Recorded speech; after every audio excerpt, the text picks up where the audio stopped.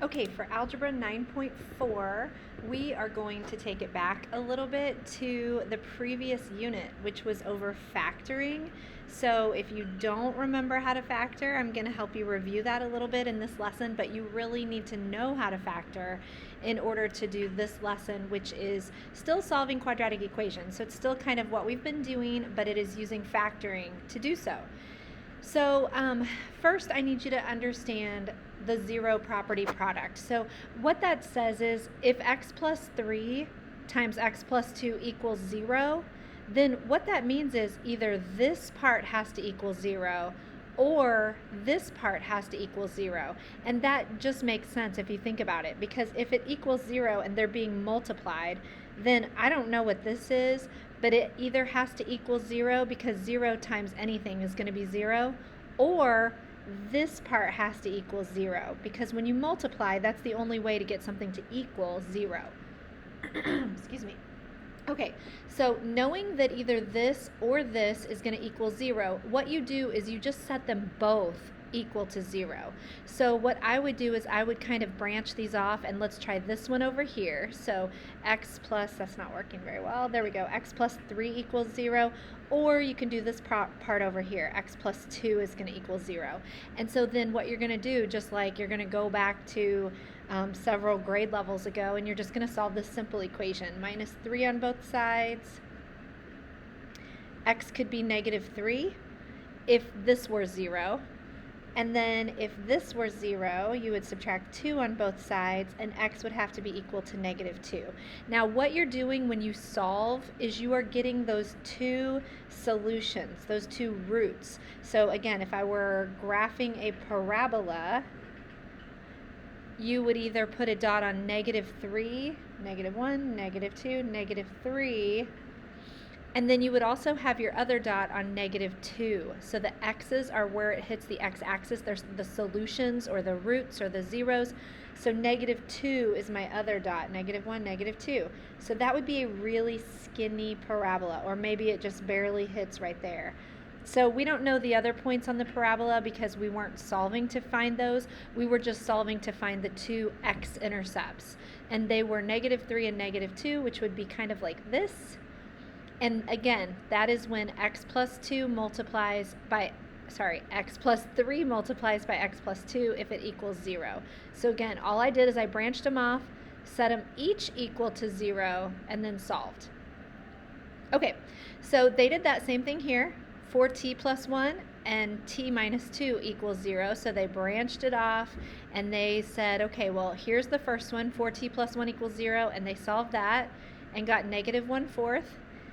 And then they did the other part, t minus 2, and solved that and got that t equals 2. So again, if that were a parabola, which it's not, but if it were, one of the dots would be at 2, and one of the dots would be at negative 1/4. So it'd be more like that. So sometimes your parabolas are not going to cross through the x-axis at exact whole numbers, but it's still possible. To be a parabola and just cross through wherever it ends up crossing through. So that's why we're solving it using factoring. Okay, push pause and go ahead and try the next A, B, and C, and then, sorry about that, and then come back on here and push play and see if you got them right. And if you're not quite ready to do it on your own, I'll do these with you as well. Okay, I'm going to branch these two off. It's equal to 0, and I know either this must equal 0 or this, so we go ahead and solve both. So x plus 1 is 0, and x minus 5 is 0. And then you just solve them both.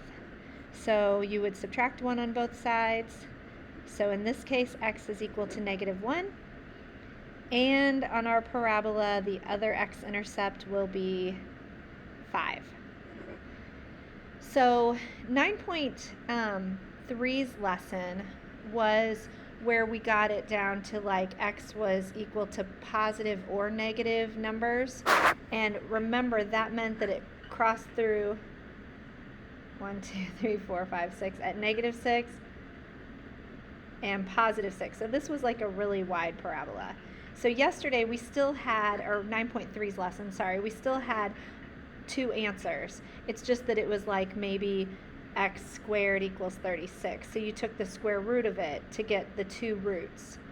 Okay, I hope you remember that. But today, we're just saying there's still two roots, but they're totally separated out and they're not perfect squares.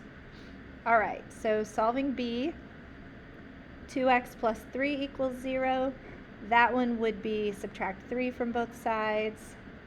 2x equals negative 3, divide both sides by 2. That would be like negative 1.5.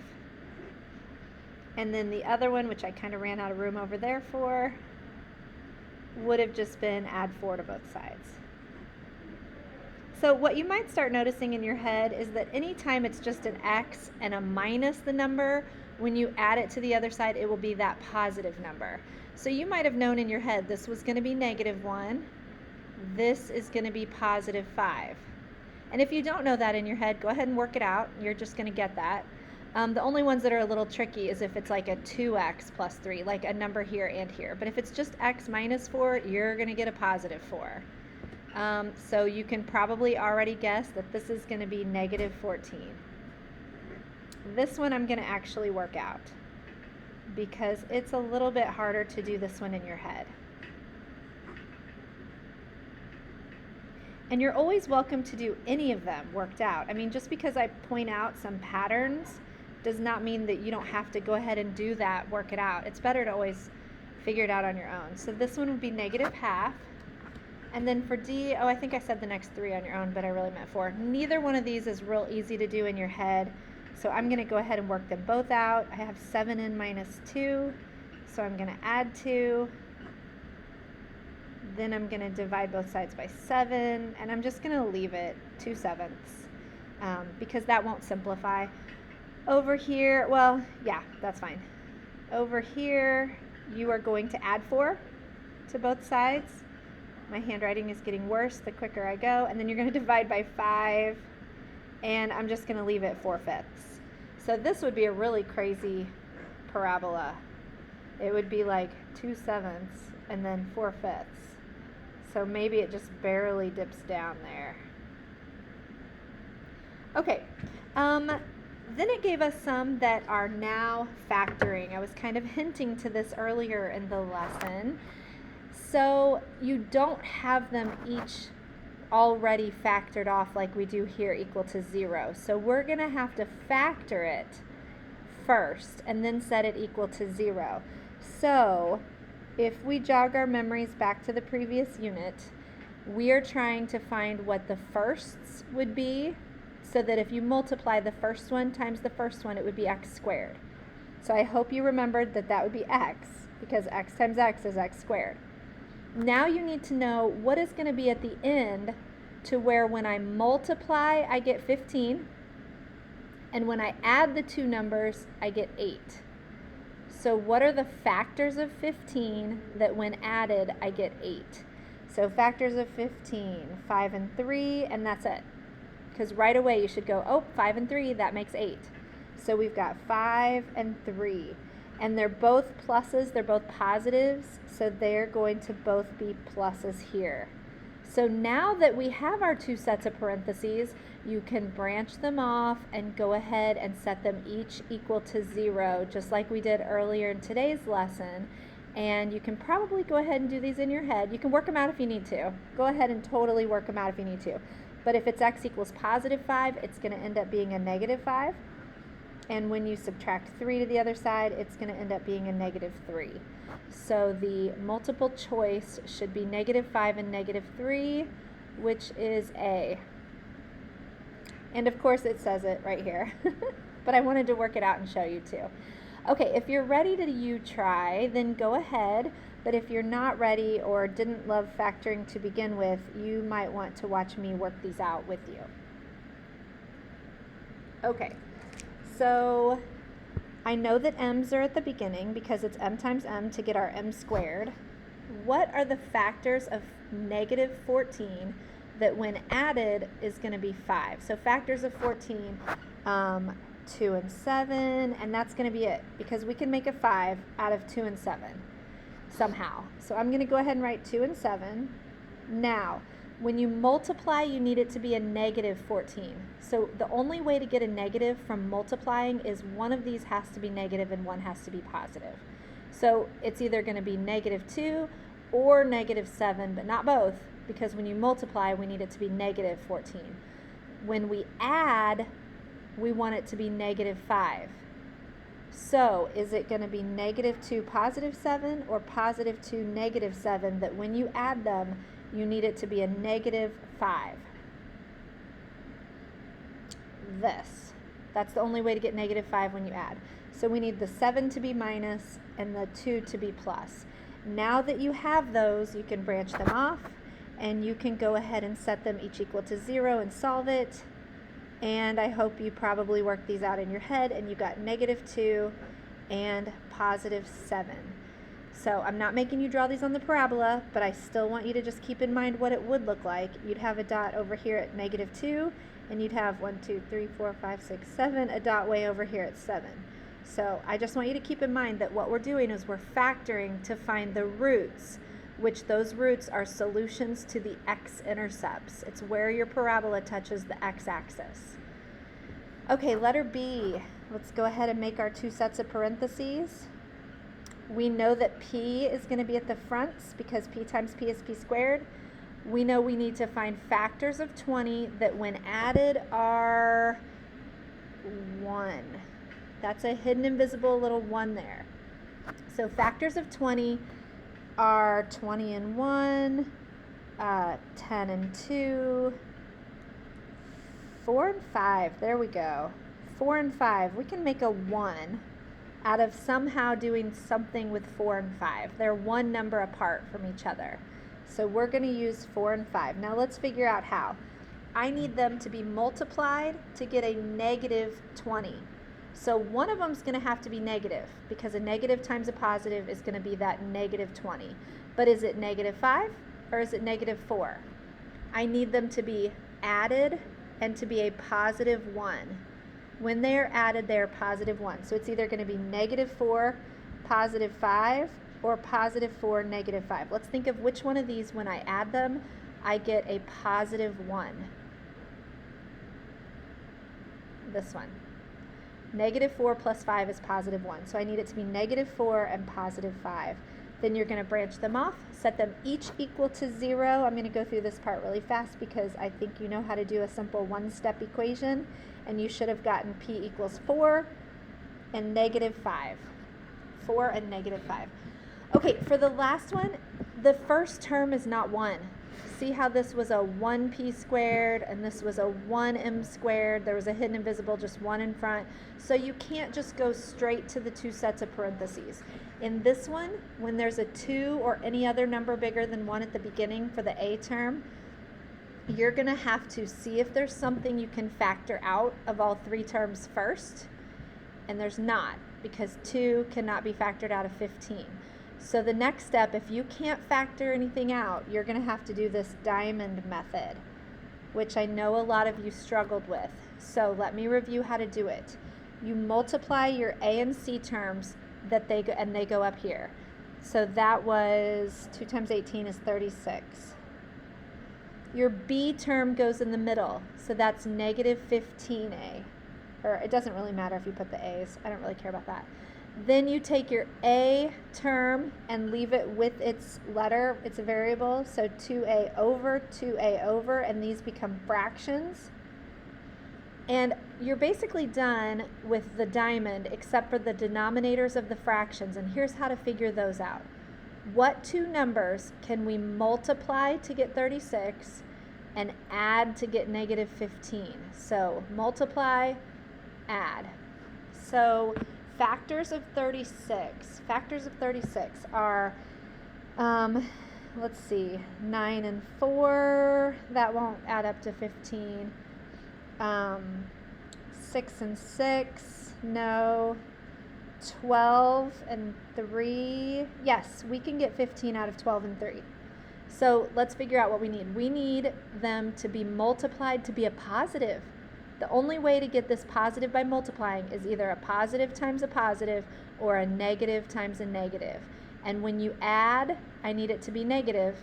So that means they need to both be negative, because a negative times a negative is positive, and a negative plus a negative is going to be this greater negative. So let's take our negative 12 and negative 3 and put them as the denominators. Negative 12, negative 3. Now you're basically done, but the last step is to look at your fractions and see if you can simplify them. You can't simplify 2/3. So this one is done, and that is our set of parentheses that you're going to read. Instead of a fraction, you're going to read it like from left to right. So 2a minus 3 is one set of parentheses. And then the other one we're not quite done with because you can simplify 2/12. 2 and 12 both divide evenly by 2. So 2 divided by 2 is 1. 12 divided by 2 is 6. So now we're done. 1a minus 6. So I'm just going to call it a minus 6 because 1a is the same thing. So just when you think you're done, that is set equal to 0. So we have to branch them off and actually solve to get the roots, the solutions. So this one's easy enough. We can do it in our head. A minus 6 equals 0 is going to be, you're going to add 6 to both sides, and it's going to end up being positive 6. This one, though, I would go ahead and work out. Some of you can probably do it in your head, but it's just safer to go ahead and work it out. 2a equals 3. Divide both sides by 2. I'm running out of room. That one's going to be 3 divided by 2 is 1.5. So a equals about 1.5.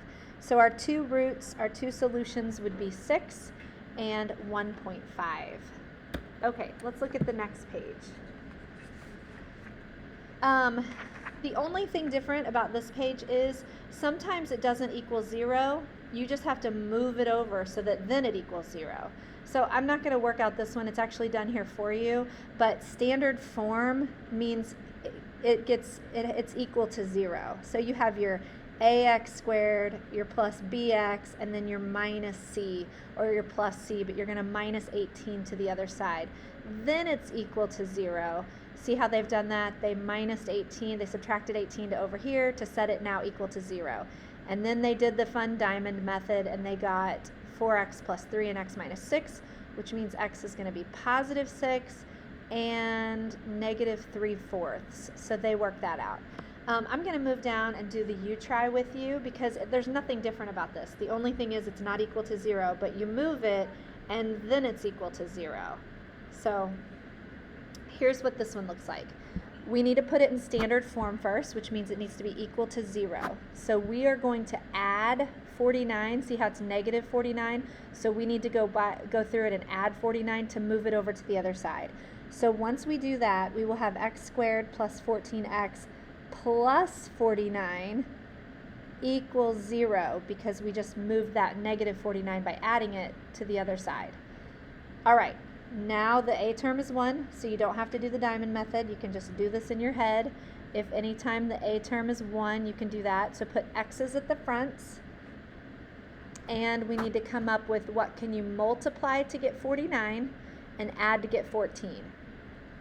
That is 7. 7 and 7, right? 7 times 7 is 49. 7 plus 7 is 14. So this is interesting.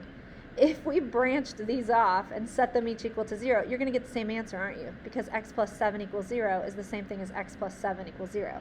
So you really only need to do this once because they're going to be the same answer, and it is going to be negative 7. So let me remind you what that means. If there's only one answer, if this one comes out to also be negative 7, it's not negative 7 and negative 7. Think about it. That is a parabola.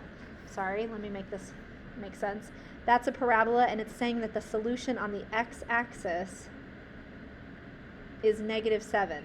Or it could also be negative 7, which means there's only one dot. You're not going to put a dot twice. So there's only one solution, and what that means in a parabola is that is the vertex. If you guys remember us talking about how there could be one solution, it means that's where it touches the x-axis. So there could be two solutions, or there could just be one, or there could be none. Okay, it is time for our lesson review. These 3 questions review everything we've learned today. It's a good time to go ahead and push pause and try these 3 on your own if you can, just to check, and then fast forward through and see if you got the right answers. If not, I'll go ahead and work them out. Number 1, I'm not going to show work for this one really because it's already ready to go. You're just going to branch them off and set v minus 4 equals 0 and v minus 7 equals 0, and you're just going to solve both simple one-step equations, and you're going to get 4 and 7. So these would touch the x-axis at 4 and 7, the parabola's points. This one I'm going to go ahead and work out below. So number 2 is t squared plus 3t minus 54 equals 0. So since the a term is 1, you don't have to do the diamond method. You can kind of just do this in your head. T's would be at the fronts, we know, because t times t is what t squared is. What can we multiply to get 54, negative 54? And those same numbers need to be added to be 3. I don't really know my factors of 54 very well, so let me think this through. I think it's 9 times 6. Oh, there we go. 9 and 6. We can make 3 out of 9 and 6. I got lucky on that one. So 9 times 6 is 54, but we need it to be negative 54. So I need one of these two numbers to be negative. What number needs to be negative to where when I add, I get positive 3? It could either be negative 9 positive 6 or positive 9 negative 6. When I multiply, these are both negative 54, but when I add, these are negative 3, and these are positive 3, and that's what I need. So 9 and negative 6, so positive 9 and negative 6. And now that I have those two answers, I can branch them off and solve them, and this is going to be negative 9, and this is going to be positive 6. So on number 2, the answers, the roots, the solutions, whatever, should be negative 9 and 6. Okay, number 3, I'm going to write down over here where I have a little bit more space. 3y squared minus 17y plus 24 equals 0. Okay, the a term is not 1, so you can't just go straight to your two sets of parentheses, unfortunately. You're going to have to see if you can factor anything out of all three terms. You could factor out a 3 of 3 and 24, but not of 17. So there's nothing we can factor out, so we're going to have to go straight to this diamond method. Diamond method, 3 times 24 goes up here. I don't know what that is. 3 times 24 is 72, 72y squared. Our bottom term is the b term, so that's the negative 17. And then you put your ax over, which in this case is y. So 3y over, 3y over. All right, we need to find the denominators, and those are the two numbers that when we multiply we get 72, and when we add we get negative 17. I don't know my factors of 72. I think it's 9 times 8. Oh, there we go. 9 and 8 make 17, right? Yeah, I got lucky again. So it's 9 and 8, but I need it to be positive when we multiply. So that'd be positive times positive, because that's positive, but negative when we add. So the only other way I can get a positive when you multiply is a negative times a negative. So a negative times a negative is going to be positive 72, and a negative plus a negative is going to be a greater negative, like 17. So these are my two denominators, negative 9 and negative 8, in any order. It doesn't matter where you put those. Okay, you're done as long as you can't simplify. And this one you cannot simplify, so it's going to be 3y minus 8. 3y minus 8. And the other set of parentheses, though, will simplify. They both divide evenly by 3. So 3 divided by 3 is 1. 9 divided by 3 is 3. So our other set of parentheses is 1y minus 3, or just y minus 3. And just when you thought you were done, because that was a big problem, you haven't found the solution, actually, of where these would cross the x-axis on the parabola yet. So you're going to have to actually set them equal to 0 and solve. So when you do this one, it's going to be positive 3. And when you do this one, I don't know, I'm terrible at doing things in my head, so I'm sorry, I'm going to work it out for you. Add 8 to both sides. 3y equals 8, divide both sides by 3. You can leave it 8/3 if you want, or I mean, as long as you would know where to put that dot on the parabola, which I wouldn't, so I'm just going to go ahead and divide it out. 8 divided by 3 is about 2 and 0.6 repeating is 2/3. So it's about 2 and 2/3. 2 and 2/3. And I don't care. If you left it 8/3, that's okay. But if I ask you to graph it, I would need you to know where 8/3 goes on the x-axis. So I definitely know where 3 goes. It would be 1, 2, 3, like right here. But 2 and 2/3, that makes a little bit more sense to me than 8/3. So, and this is a crazy parabola. It's probably something like that. Okay.